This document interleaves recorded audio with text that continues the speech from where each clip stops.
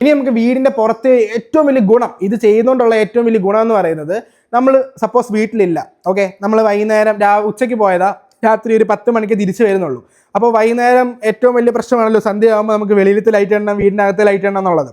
ഈ ഒരു സംഭവം വെച്ച് കഴിയുമ്പോൾ കറക്റ്റ് എത്ര മണിയാണ്, 5 മണിക്ക് നിങ്ങൾക്ക് ലൈറ്റ് ഓൺ ആവണോ, അല്ലെങ്കിൽ 6 മണിക്ക് നിങ്ങൾക്ക് ലൈറ്റ് ഓൺ ആവണോ, പുറത്തെ ലൈറ്റ് കറക്റ്റ് ആ സമയത്ത് ഓൺ ആവും. അങ്ങനെ ഒരു ഏറ്റവും വലിയൊരു ഫീച്ചർ ഈ ഒരു സംഭവത്തിലുണ്ട്. ഓട്ടോമേറ്റ് ചെയ്യുമ്പോൾ നമുക്ക് ഇതിൻ്റെ കൂട്ടത്തിൽ കിട്ടുന്ന ഒരു പ്ലസ് പോയിന്റ് ആണത്.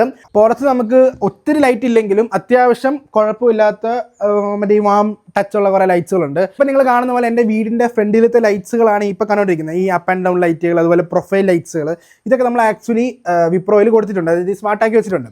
അതായത് ഗസ്റ്റുകൾ വരുമ്പോഴോ അല്ലെങ്കിൽ പുറത്ത് നല്ല വെളിച്ചം വേണ്ടപ്പോഴൊക്കെ നമ്മളത് ഓണാക്കും.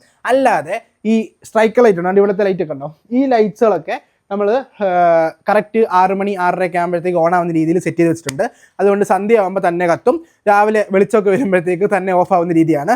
അതുപോലെ അകത്തെ ഒരു ലൈറ്റ് സൂര്യൻ അസ്തമിക്കുന്ന ടൈമിൽ ഒരു ഫീച്ചർ ഉണ്ട്. അത് സൂര്യൻ അസ്തമിക്കുന്ന ആ ടൈമിൽ ഓട്ടോമാറ്റിക്കായിട്ട് കത്തും, സൂര്യൻ ഉദിക്കുമ്പോൾ ഓട്ടോമാറ്റിക്കായിട്ട് ഓഫ് ആവുന്ന രീതിയിൽ ഹാളിലെ ഒരു ലൈറ്റ് നമ്മൾ സെറ്റ് ചെയ്ത് വെച്ചിട്ടുണ്ട്. സോ വീട്ടിൽ ആളില്ലാത്ത സമയത്തും ലൈറ്റ്സ് ഇല്ല, അല്ലെങ്കിൽ വീട്ടിൽ ഇരുട്ടായിരിക്കും, ലൈറ്റ് ഇല്ലാതിരിക്കുവാണെന്നുള്ള ചിന്ത വേണ്ട.